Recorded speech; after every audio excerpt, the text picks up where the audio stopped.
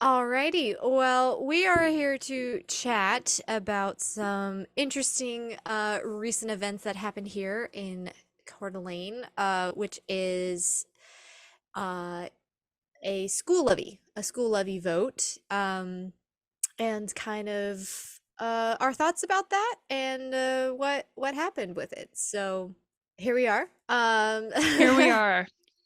Here we are. This issue has been a little bit more, I don't know. I was gonna say we've just been talking about it a lot more because it's a local uh event that's happening and we have thoughts about it. Um, Yeah. I I, I think it's kind of interesting because I'm just gonna preface this by both Lily and I are homeschoolers. So and since this is about a Homeschool school, graduates. yeah, homeschool graduates. And so we have a different view on public school than probably a lot of other people. So there you go, just fair warning. Yes. I think it's just interesting to follow along with what's happening, whether you're in the schools or not, Hmm. because it's really eye-opening from a civic education standpoint. Um, Hmm. Schools are taxpayer funded, and so, Yes. but then they're Yes. also a large portion of their budget comes from the state. So what is Mm. happening, and apparently this is kind of specific to Idaho, or maybe some other states do this too, but Oh. um, it's like the state funds 75% of the school's budget. I think that's the right number. And they then have to go and ask the community for the remaining 25%. So the 25 million that they just asked for in March failed. And Mm. so all that's doing is it's bringing them down to the state funded level. But it does mean that a Oh. lot of things are going to get cut out because, like all the extracurriculars and stuff like that, those are not required Mm. by law. And so those are like a social contract where uh the residents of Coeur d'Alene at one point decided we'll pay some extra taxes if you give our kids this. So Okay. it's Okay. very interesting. Yeah, that is very interesting. Yeah, I know that I have slowly become as this like Levy came up and we voted on it and now kind of like the aftermath now that it has failed. I know that I've slowly been learning more and more things and so me being a homeschooler, I I kind of grew up, my parents always just voted no on levies because we're like, well, it's a service that we're not using. So why are we being forced to pay for a service that we're not using? Um and I just, being more of a conservative mindset, the less of my money that goes to the government, the better, kind of in my opinion. Um, just because, or I don't want to give money to the government that allows it to do things that it technically shouldn't be doing, that weren't outlined in our constitution as what the government is for. Hmm. So, which I don't believe education is on the list. I know, I'm wondering about that because in the Idaho State Constitution, there is a requirement for kids to be educated, but the description is very, very vague. Like, Really? um, yeah, Hmm. it says like kids must be educated in the usual subjects. The usual So, subjects. yeah. Yeah. Huh, that's interesting. But yeah, so something that I didn't know about this levy, which yeah. Yeah, something that I didn't know about this levy until a little while ago, which makes me understand a little bit more people's reaction to it failing, was that this levy is actually a levy that we have been renewing multiple times. Like we've been renewing it every 2 years for, I think I heard like for the past 30 to 40 years. Yeah, it's or been something? almost 40 years consecutively that it has passed. And so this is the I first time in see. 40 years that it has failed. The first time? Okay. I think it Yeah, was the so first time. yeah, okay. That makes a lot more sense because before I was kind of like, why are they asking us for more money and why are they like Yeah. they asking for more money on top of what they have? But it's like, and I know like with the this particular levy that there was the whole asking for the 25 million in perpetuity, and that was a big contention point with a lot of the community. um which I, because before I was like, why are they asking for all this money in perpetuity, for forever, that we will always be paying this much forever? And I was like, oh well, okay, I can see that. It was like, well, we've been renewing this levy for Yeah. 30 to 40 years. It's like, why not just make it permanent already? Which makes it super interesting to me of why it has failed. Like Mhm. that, if we've been renewing it for 30 to 40 years, why is it now that it's failing? Yeah. I know the perpetualness of the levy. I think that is it seems like I don't know why that they decided to do that, um, but it seems like they figured it might save time or maybe even money, because every time that Mm-hmm. it comes back around every couple years, you have to go through the process of putting it on the ballot again and advertising it and all that. So Mm-hmm. I think that they were trying to be efficient about it, but it's really interesting because um, America is not necessarily supposed to be efficient. Like, it's supposed to be you're supposed to be able to hold people your officials. You're supposed to be able to hold your officials accountable. Um, Mm-hmm. and so, I don't know. It's just Mm-hmm. really reassuring to me um, that it didn't go through because I think that that is going too far, even if it's something that we're gonna vote yes on every 2 years for the next 100 years, I still think there needs to be a vote. So, I thought that was really interesting. Yeah. Yeah, that is interesting that you're basically saying that you would rather have the option to say no to it.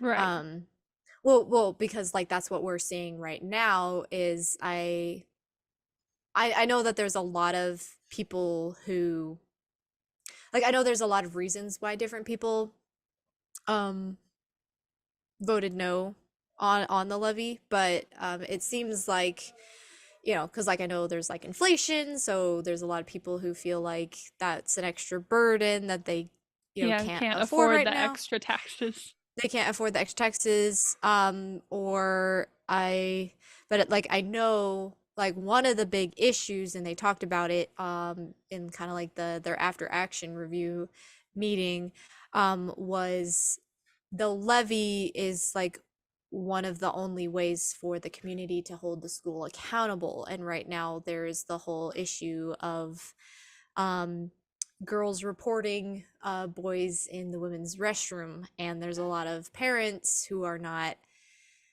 happy with how the school has been handling that situation. And like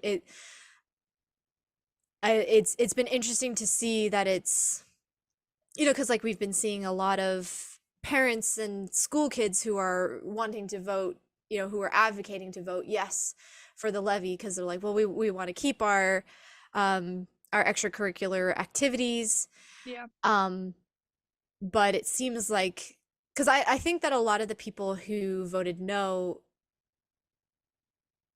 I don't think that they're greedy people who are like, oh, well, we want to keep our money and we don't want to pay for your extracurricular activities. That it's more about an accountability issue. Yeah, I bet there were a ton of people who wanted to vote yes, but just couldn't in good conscience um do that. Yeah, and it's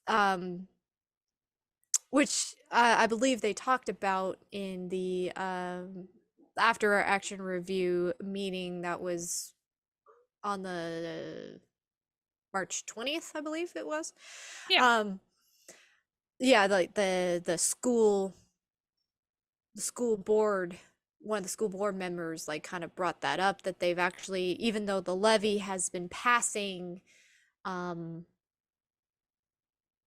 every 2 years for like the past, it's been passing every 2 years, but they have been seeing a very consistent decline in people um supporting it. Like the Right. like if the same amount of people were voting for it like 6 years ago, it used to be this many people voted no and this many people voted yes, and then 2 years later it was more like this, and then Yeah. 2 years it was more like this, and Yeah. now we're like this. And Well, so for this one, it was about equal. I it think was the about difference equal. was like 300 votes. 300 votes. Wow. It was very close. Wow. Yeah, that's close, but that is interesting that it's like um uh yeah, that's That there interesting is to a me that, decline. yeah, that there's a decline in support, and that it's like and that it's been steady over like I think the past 6 years is what was that Leslie Bierke who said that, who Hmm. was spouting those, or who was listing those statistics. Yeah. Yeah, that it like it almost feels like the school should have seen this coming. That I feel like the Hmm. fact that they didn't see that their support was going away, and like, yes, it is a money issue, but I also think that it's a influence and trust. It's like it's a trust and accountability issue this time. Um Yeah. which is, I thought was interesting, which goes to what you were saying before, is like I think that's why a lot of people were turned off by the perpetuity aspect of it, because they were like, well, if this is our only way to hold the school accountable, by putting it in perpetuity, you're basically taking that away. Um, Yes. and that's a big concern because there are accountability concerns right now. Hmm. Yeah. It's both because it's like you want to be able to hold the school accountable if you have to, or the school system. Mm-hmm. Um, but then you also, I don't know, I don't think that permanent taxes are a good idea. So yeah, it's like it's Mm-hmm. two-sided. Mm-hmm. Yeah, it was very Yeah. interesting. And like I I definitely think that the school system does have some things that they need to work on that the community is not happy with. And it's hard because by voting down this levy, there are a lot of lives who are dependent on this money. And I'm not saying like people are going to die, but I'm saying like there's jobs. Um, Yes. there are jobs, and then like if you think of all the kids who rely on their sports or their band practice or whatever it is, that's realistically extra, um, but that they're used to having access Mm. to. Um, yeah, it's a really big sudden disruption for everyone.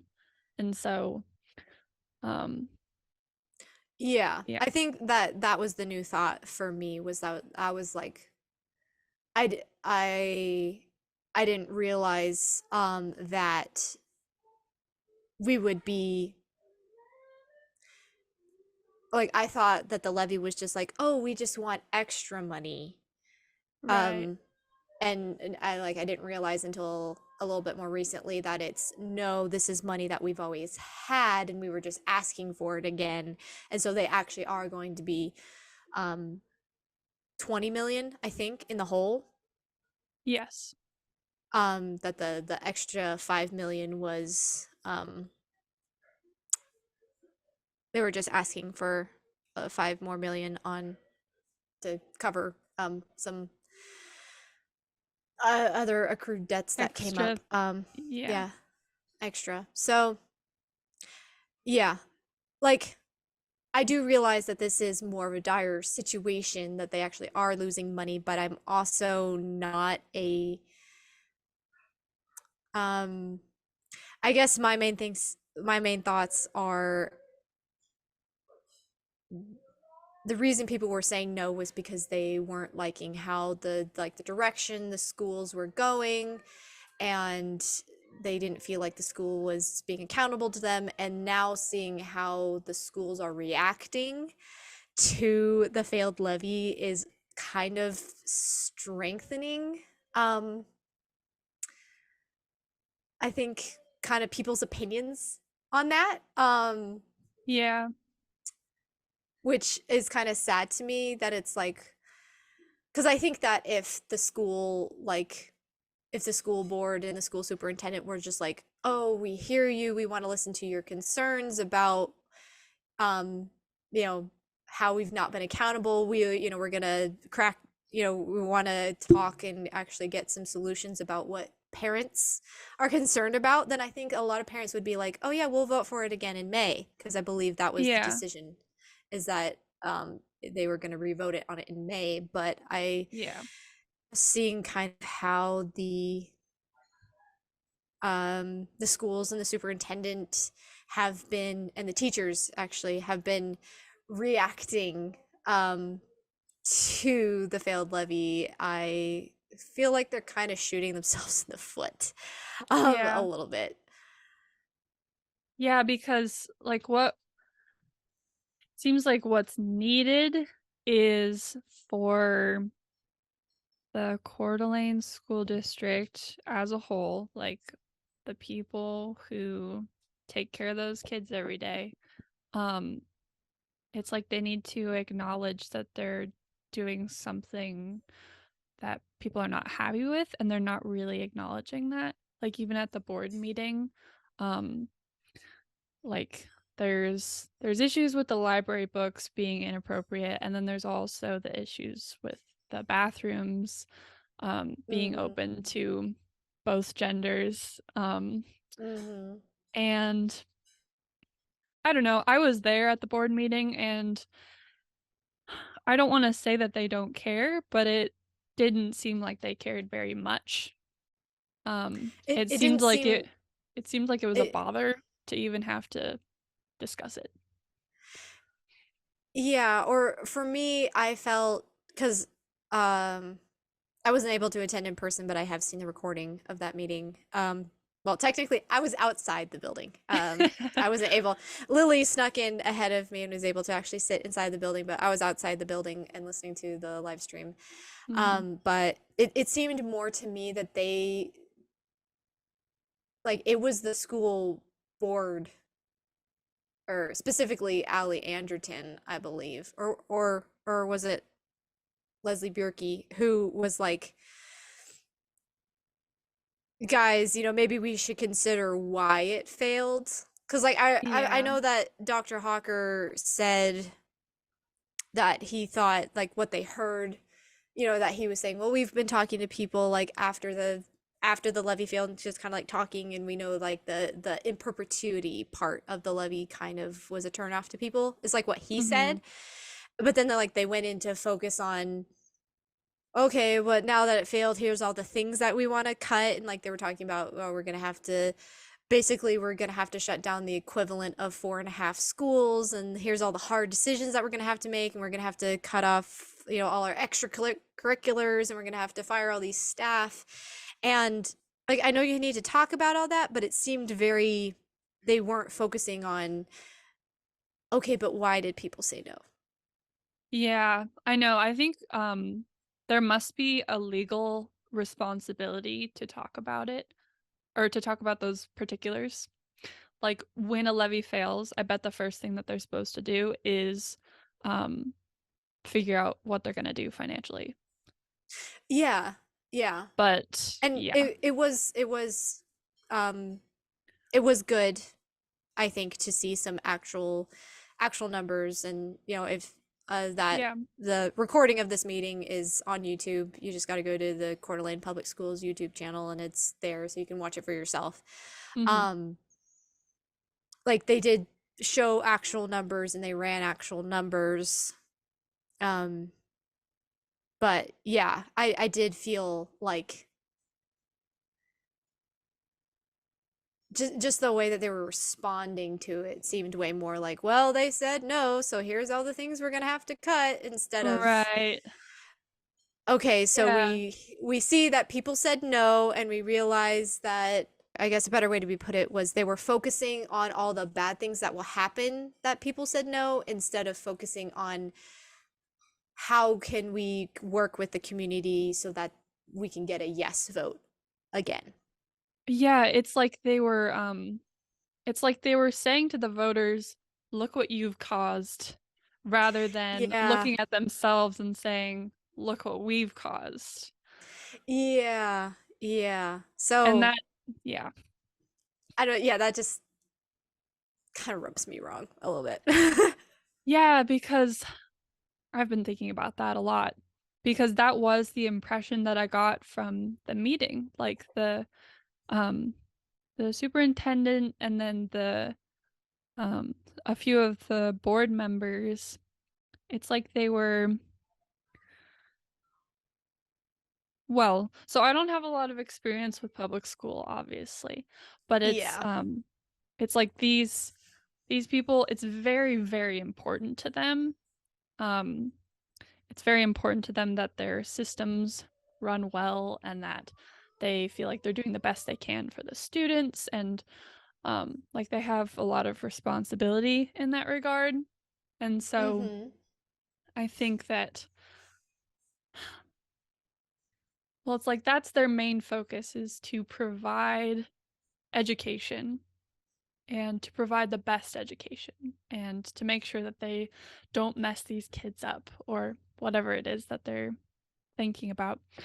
But when you when you take a step back, or when a levy fails like this, you personally, I started to look at it differently because I realized that the money that they are relying on and counting on as their own, it's coming from taxpayers. And so it's only coming to them in the form of an agreement. And I don't think that it makes sense to be so reliant on that money because, like, first of all, I would guess that most of the people paying taxes towards their public school system are not making use of the public school system. Like, for example, you have homeschoolers, but then you also have people who are older or don't have any kids in school. And so it's like, Yeah. it's a lot of money. And it comes from me and it comes from you and it comes from your neighbors. And so I think it's just such a strange um, concept to, like, they have, I think they said 311 employees who they would have to let go because this money wasn't going to be coming in again. Mm. And I don't know. I just feel like I'm a business owner, so I kind of think about I'm comparing it to a business where if there was money that was not guaranteed, I don't think I would try to build um, jobs on it, or I wouldn't try to Mm. build stuff on that. Um, like it's not temporary money, but it's not guaranteed because it's up to the Yeah. voters. Yeah. That it wouldn't make business sense to keep getting loans from a bank to hire more employees without Right. being able to um build your business big enough to the where you could start paying them without a loan. Yes. And it's different because the school system is not a business. Like, they do Yes. not make It, money. yeah. Um, Yeah, but but yeah, like it they just, still, or I was gonna say they still have responsiveness to the community like a business does. You know, a business Yeah. has to respond to its customers, and so the school still does have to respond to the community. Yes. Yeah, it's like they were talking about the money as though it belonged to them and as though it's so wrong that they no longer have this money coming towards them. But in reality, it's not their money, it's our money. And so, um, I don't know. I think they need to earn it. Yeah, I don't know. I've something that I've been thinking about is like yes, it is going to be hard and terrible for people who, you know, those 311 employees who lose their jobs, and yes, it does suck for kids who are involved in music and theater and sports to like lose all those programs, but something that I've been thinking about is like I me being a homeschooler, like I didn't have access to all those programs, yet I am still musically educated.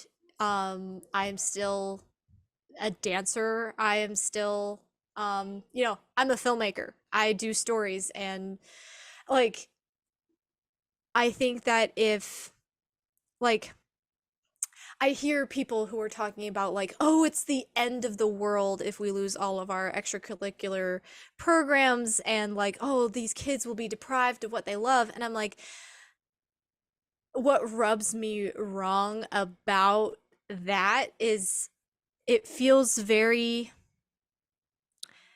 demeaning to um like promote the idea that if the school doesn't provide it, these kids will not be able to follow their passions. Like if you love something enough, you will find a way to go after it, you know, because there are community choirs, there's community bands, probably there's a kids Mhm. youth theater program, there's, you know, I don't know, since I don't go to school, I don't know how it works, but you know, is it possible to get together a community team that does get to compete in, you know, state championships and stuff? I don't know the process for that, but I'm like, Yeah. if like if you take the money that you are giving the school to provide these programs and instead are able to spend that money to send your kid to, you know, a private program or you know, a community program, like just because the school will no longer be able to provide it doesn't mean it will go away. And I also Mhm. think that it will also put the power more into the hands of the parents, because then they're not relying on the school to whoever the school hires to be the coach, whoever the school hires to be the, you know, the theater teacher. The Yeah, that's parents so now, true. the parents have the ability to go, well, okay, I like this theater teacher or I like this music teacher. You know, me and my family, we hired a music teacher and she taught us music in our house for like 2 or 3 years. You know, like, yes, it does cost money, but you're still paying for it. Just the money would now be more in your hands, and you have, you know, that I'm sure that there are parents who probably have concerns, who, you know, parents who maybe don't agree with some of the what teachers some of the teachers are teaching, you know, that it's like I'm Yeah. sure there's some parents out there who are, you know, don't Or feel like comfortable they don't like the sending their basketball coach or for whatever reason. yeah. Yeah, for whatever reason, that it's like, well, now it would give them the ability to go, um, you know, go hire a coach that they do like, or go hire Mhm. a music teacher that they do like. And like, honestly, I think it's also just a um I keep using the word demeaning, but you know, it also kind of promotes the idea that the youth in our community aren't capable of chasing their dreams. That with you know, Oh, that they yeah. aren't, and like I'm sure there's plenty of young youth here in Coeur d'Alene who have the, you know, who'd be willing to step up to the plate and take their education into their own hands and go after what they like. And so while it is nice that the school provides those programs, I like I have a problem with the idea that the just because the school doesn't provide it means that that kids won't be able to go pursue those things on their own. Yeah. Yeah, and that's how the teachers seem to be talking about this right now. Um from what I've seen. It's Mm. like yeah, they're kind of talking about it as though all is lost. um Yeah, yeah, yeah. I, yeah. I I've heard lots of people describing kind of like the way the school is treating everything, like they're using um using the extracurriculars as more like a threat, like, oh, look at all these things that will go away if you don't vote, so you better Right. vote. Yeah. And I'm just like who it makes me feel like, well, how incompetent do you think we are? Like, yeah, Yeah.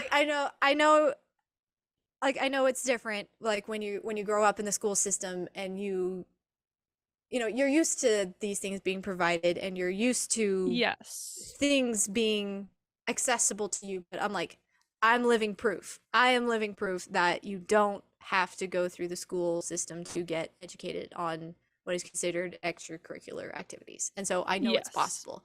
And I know a big aspect of that was the way I was raised and the mindset that I have, but I know that it will be a big shift Mhm. for people, but it is Yep. a shift that is possible. And Yes.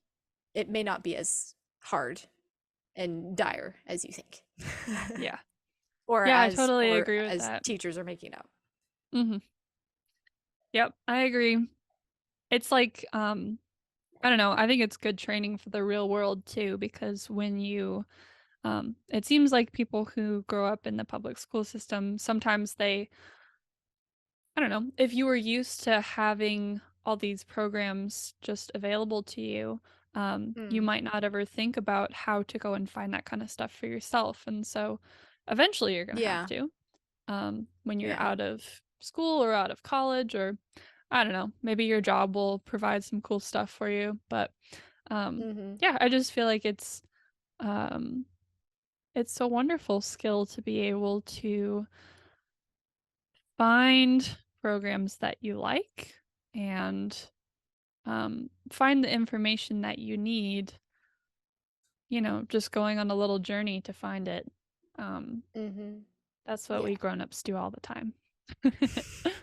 Yeah. Well, and like I also understand that it's like, maybe there are parents out there who can't afford all these lessons for their kids, but I'm like, but if you're in high school, working age, I used to work at a movie theater, and most of the kids there were, most of the other employees were high school age. They were like 15, 16, 17, 18. Mhm. And I'm like, if your kid really wants it, then help them find a job to where they can build up the money to pay for lessons. Like, I think with the levy failing, there is actually quite an opportunity to um, ask the youth to step up to the plate and Yeah. learn some life skills, and which isn't necessarily a bad thing. I'm not saying that all our youth are not capable of being adults. I'm not saying that.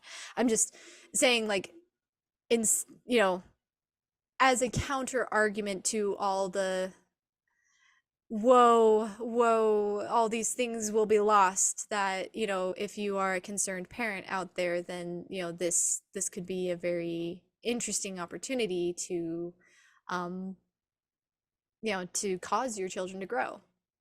Yeah, I know the money aspect of it, that's probably what people are most concerned about. I'm not sure.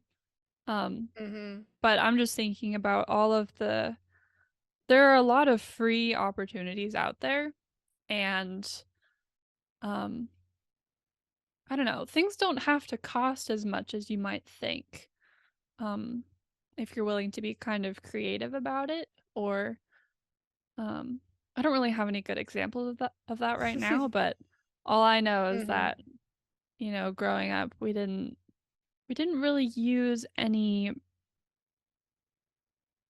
big programs. I don't know how else to describe that. It was like a lot of small learning opportunities. I'm sure that people are concerned, like if they've been, I don't know, playing soccer for years with the school, and now they're not going to be able to. They might be thinking that it's going to cost a huge amount to switch over to something else, to switch to an alternative. But um, I don't know. I don't really believe that's totally true.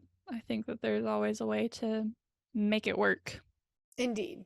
Indeed. And where there is a will, there is a way. And Yeah. so I don't know. I guess I know that there's a lot of young people who feel, they're scared and they're uncertain about what their future is going to look like, and they don't want their extracurricular activities to go away. And I Yeah. guess I would just feel like, well, to them, it's like, ask yourself how much how much do you really want this, and how, like, are you willing to work for it, Yeah, that's a great point. or are you going to go around and ask people to pay for your passion, and Yeah. advocate for people who don't use the services or the facilities of the school to pay for your education, Mhm. which, Yeah, that's a great point. or how do I express this? Like, I know it can sound really harsh and really uncaring to be like, why do I have to pay for your education? Like, Right. it's my money. Why is the money that I have worked for and saved up, why does that have to pay for your education when it could be going to my education? Yeah, like, I realize that that can sound really harsh, really uncompassionate. And Mhm. I do have compassion for the people, for all the kids who are, facing potentially losing all of their extracurricular activities. But it is a question to ask yourself of, is it actually other people's jobs to pay for your education? And if you really care enough about something, you go after it. It's your education. You take responsibility for it.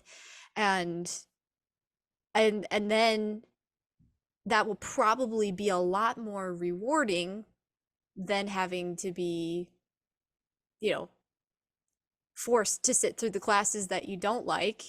And Mhm. and then you can actually spend all your time focusing on what you actually do like. So Yeah. I know, it's a I don't really know. interesting concept.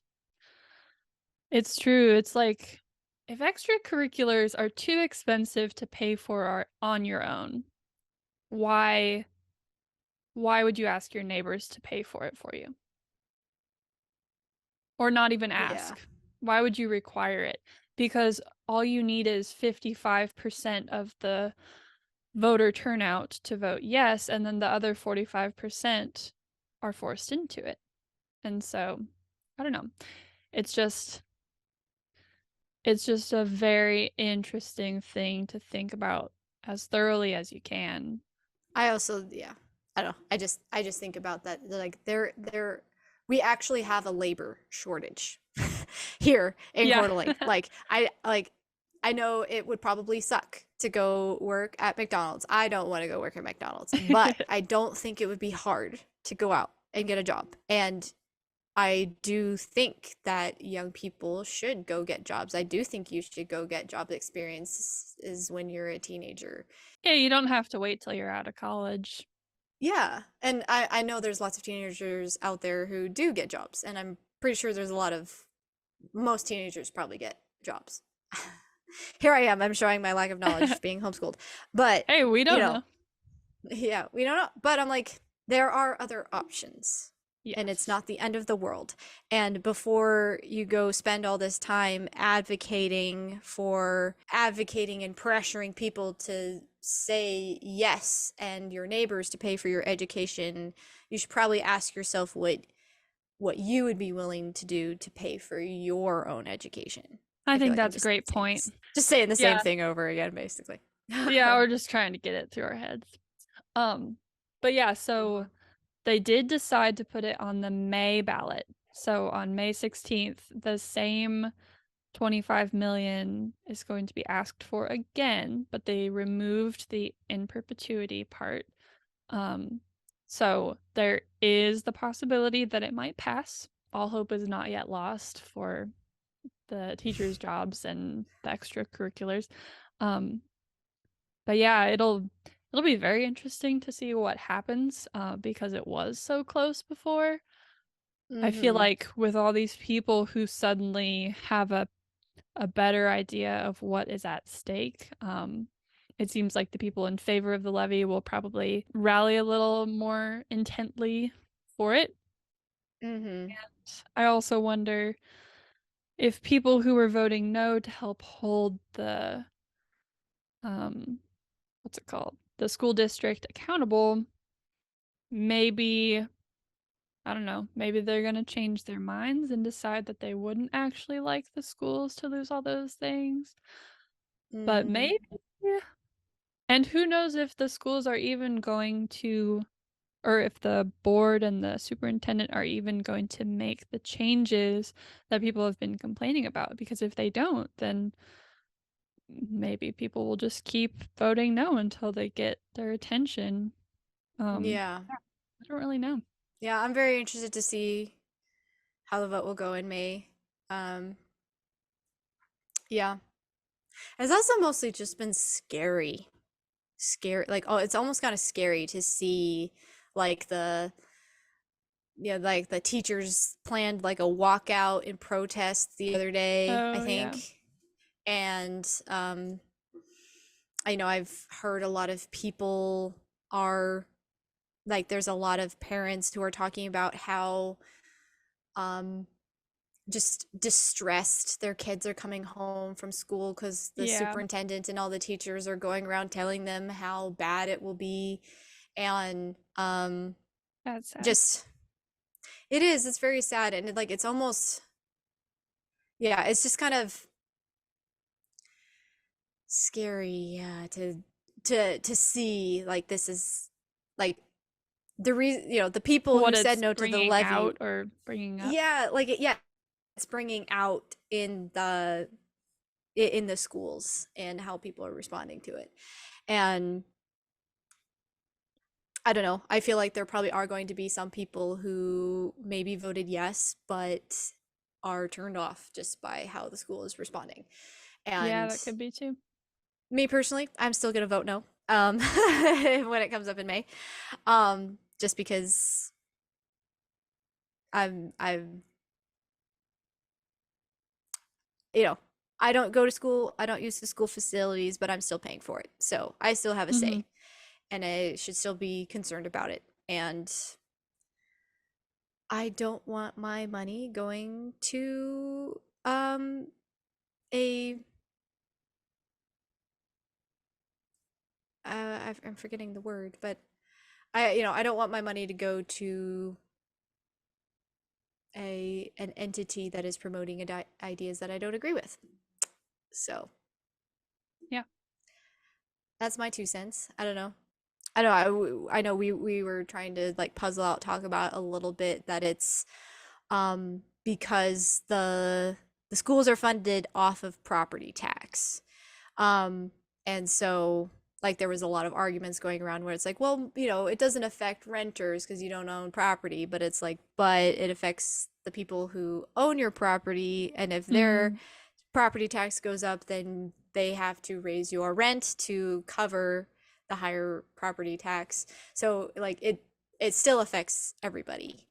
Mhm. And um like I didn't quite hear it, but I remember in the March 20th meeting that happened earlier this week that they were talking about, like, just because of the housing market here in Coeur d'Alene, and like there's all these people moving here, that property is becoming more valuable here in Coeur d'Alene. And so we were like talking a little bit like, well, does that affect how much property taxes are get collected? Because if all of our properties are now being assessed as more valuable, is the regular property tax going to be more than what it was in previous years? And so there, Mm-hmm. will that affect how much budget goes to the schools, the state, what the state is paying to schools? And I'm not sure. Ooh. I Hmm. I haven't done any research on that, so I don't know. But I know I'm still not clear on that. Someone was trying to explain it to me, but um yeah, because I can't figure out how how that works exactly. yeah. It's like, do Mhm. they just say, "Hey everyone, we want 25 million. Let's split it up amongst you." Well, no, that doesn't make any sense because if it's a percentage of your property value, how do they calculate that? It's like you would have to know, like if this guy over here has a property worth 1 million and this guy has one worth 600,000 and this guy's got one worth 300,000, it's going to be a different if you're using the same percentage, it's going to be a different amount coming from each. So how do they calculate how they're going to Like get an the a amount that they specific want? dollar amount. Yes. Seems like a lot of math. Yeah. Well, I don't know. is that how a levy works? Like, would the levy be an additional add-on to your property tax, or would the levy be like an additional tax that just is an additional I don't know. tax? I don't know. Yeah, because then, because if your property, I don't I know. don't know. Things we You need to know though. learn. Yeah. So that also helped me make the connection though that the assessor who we vote for, he technically has a say in, or he might have a say in how the schools are affected because like the assessor will determine the value of your property. And so if an assessor is corrupt, they might say that it's worth like so much.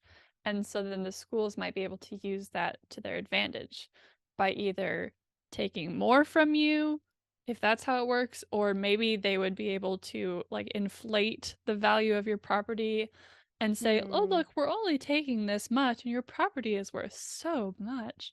I don't know. I don't. Yeah, because the county assessor does determine like the value of property, but it's the county treasurer who actually collects the taxes. So I don't know if like how much the treasurer is also involved in, like how much is taken. I am curious to see how this all unfolds because I'm gonna say I was not at this meeting in person and I have not seen a recording. I just talked to my mom who went to a portion of this meeting, but there was I believe yesterday, um the our county officials got together and like had like a town hall meeting. So that would be our county commissioners, the assessor, the treasurer, the coroner, the prosecutor, and the clerk, and the sheriff was not there, but like a deputy sheriff or somebody from the sheriff's office was Mhm. there. And somebody asked the question of the legality of some of the um, the legality of can public funds, public equipment, or public time be used to advocate for people saying yes or no on on a vote, Like or advertise? No, not advertise, advocate. So So, the like, if you were, say, I was the superintendent and I spent all Mhm. my paid time walking around town with signs that I printed with the school's machine saying, vote for me again. Is that the kind of thing you're describing? Yes. Hmm. Yes. So the county prosecutor, I guess, apparently was like, I'd have to go look that up. So I guess he looked up the law right there in that meeting. So they had to like kind of give the definition of advocate, which it is not advocating if you are just printing facts. Like all the signs that were in favor of voting yes for the levy. They don't actually say vote yes on this particular thing. They just say yes, Coeur d'Alene schools. Um, Oh. they just kind of say like we show support for our Coeur d'Alene schools, and that's just kind of implied that they will vote yes for the levy. And like I don't know about anybody Hmm. else, but Spotify actually gave me an ad for the levy. Uh-huh. And it was like it never said vote yes, but it was definitely very like Really? pro levy. It was very interesting because it was like the audio was like it was like supposed to be like two people in a park like talking about the levy, like that's what the audio sounded like, where like one guy was like, oh, they're asking for two levies, like do I have to give them more money, and then the other person was like, well, but it's like it's gonna go to funding the schools and extracurricular stuff, and like here's all the good things that they'll do with it, and then the other person goes, You're hmm. investing in your future. Yeah, kind of. And then the other person goes, oh, okay. Well, I'll get out and vote and I'll tell my parents too. Oh, wow, that is interesting. Yeah, but they never, and then it like followed up with, like get out and vote on March 14th, and it was like, Yeah. it was very interesting that they weren't legally, they're not allowed to say vote yes or vote no. A teacher could personally go to parents off of school grounds, and when she wasn't like on the clock, or when the teacher wasn't on the clock, they could go to all their friends and say vote yes, but they wouldn't be able to do that probably like on school grounds using school money, or when they were on the clock, Mhm. or using like school computers to do that. Mhm. So illegal it is illegal to do that. So I don't know, it does seem to be that there are some people questioning whether or not there was actually some illegal activity happening, Oh, telling their students to go vote yes or or telling kids to go home and tell their parents to vote yes. well, what about the walkout? Is that not a uh political? the walkout might be considered that if the school teachers were using like the the school communication system, like email system within the school, if they were using that to communicate and organize the walkout, then that maybe could have been illegal. I don't know for sure because, I don't have access. I don't know what devices people did or did not use, or, Yeah. who knows, but like I am curious. I am Yeah. curious to see if there will actually be, Yeah, like if they find something substantial. That would add I a don't know. whole other layer of interestingness, that's for sure. Yeah, indeed. That totally makes sense because if that was legal, um, it would be like creating a self-sustaining political power. Yeah, that it's like, oh, we're using your money to advocate for something that you don't want. Yeah, because money has a huge influence over elections, like just by being able to get the word out. Um, Mm-hmm. Money lets you do that. You know, Yeah. I that makes me wonder what the Post Falls levy said. On like they had a billboard on the side of the freeway, and I could have Mm. sworn that it said vote yes for Post Falls schools. It would depend on who paid for it, because if like a private individual paid for that, that wouldn't be illegal. Oh, It would only be illegal if the like school paid for it. How or far if removed would they have to be from the school? Like, could it be the husband of a teacher? yeah, I think so. And like I think a teacher, if a teacher used their own money, they could do that. They just wouldn't be able to, You can't just say, I'm doing this as the school. like it would have to be after hours on their own private devices with their own private money. But Hmm. technically, a teacher could do that, I think. So yeah, that just kind of brings into question because I think just seeing how much marketing was spent, like Yeah. how much money was spent on the marketing of the levy, even though a lot of it didn't say like vote yes, it was still very like It was definitely in like they got favor. as close as they could to saying vote yes. Yeah. Which I And but understand that because I have to do that on yeah. Facebook. They're like, you have to Yeah. get as close as you can to saying something that they ban. Mhm. Yeah, but like,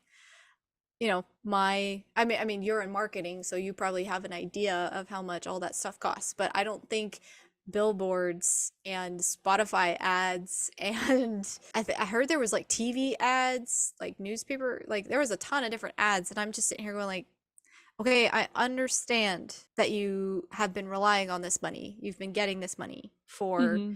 many, many years, but really, are you like you're spending like I think what somebody was estimating like $70,000 in marketing? Yeah, I wouldn't be surprised. But Things like I are mean that expensive. yeah, but like that's like I know that's probably like a drop in the bucket compared to 25 million, but it's like That's true. Yeah. really? Like, I don't know. It was just kind of like a little off-putting to me that they spent so much money on marketing. Yeah, because that's tax money. That's your Yeah, money, yeah. Lizzy. I know. um, yeah, what was I gonna say? Oh, I wonder if they do this, if they advertise on this scale for the levy every 2 years. I wonder if it's just routine. That could be interesting. That is like that was a budget item that they have for Yeah. every 2 years of like we have to budget for all the media and marketing that we have to do every 2 years. Yeah, because if you, like, I totally get where they're coming from. Like, if you don't let people know about it, they won't vote for Yeah. it. Oh yeah. So, Oh yeah. for like a Well, from a self-preservation standpoint for the school, it's like I bet they are considering that. maybe, but I'm also like, but if almost everyone in the community sends their kids to the school like and That's they true. You could do a lot with just like like saying, "Hey students." yeah, let your parents know that the levy's coming up, like Mhm. that wouldn't be illegal if they told the kid, if they were reminding Right. everyone that the levy was coming up, like Yeah. that wouldn't be illegal, but like but then So, again vote that yes or you're fired.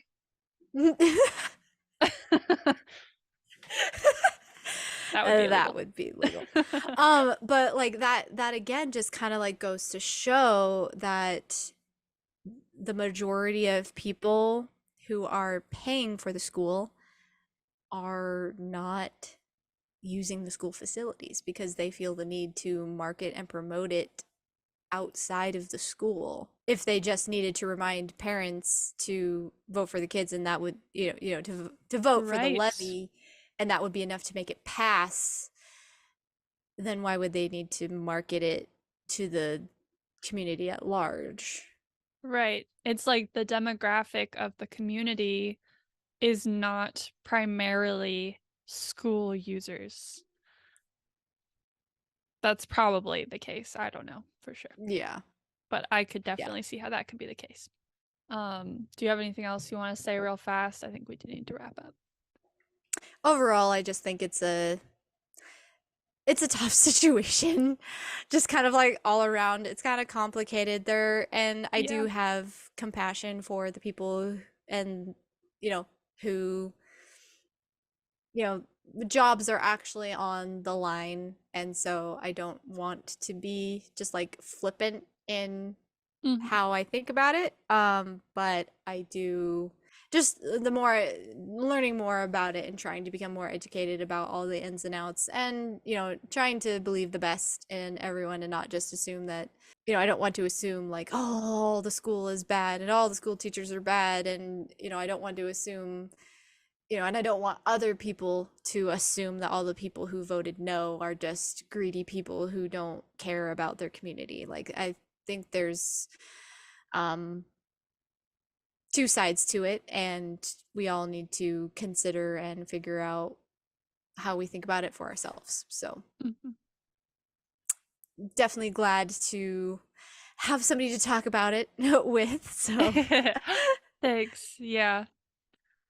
I don't think I have a very profound ending statement, but I will say that this is a very interesting subject, and I'm learning a lot from following along. I'm more interested in kind of like the technical, logistical um, aspects of it. So, yeah, mm, it's just really interesting to think about. And yeah, it's one of those things where you could probably go most of your life without thinking about it very much if you wanted to. Like, mm, you could just not think about how it all works and um like who relies on each other for what. And um yeah, I don't know. I feel like it's good to think about.